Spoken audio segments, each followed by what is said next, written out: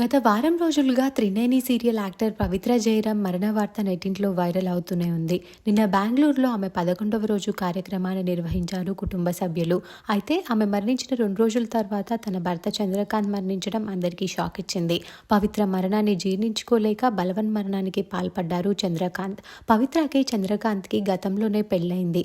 ఇద్దరిద్దరు పిల్లలు కూడా ఉన్నప్పటికీ త్రినేని సెట్స్లో ఏర్పడ్డ పరిచయం వీరిని దగ్గర చేసింది. సోషల్ మీడియాలో కలిసి రీల్స్ చేస్తూ పోస్ట్ చేసేవారు, కానీ పెళ్లి చేసుకున్న విషయాన్ని మాత్రం గోప్యంగానే ఉంచారు.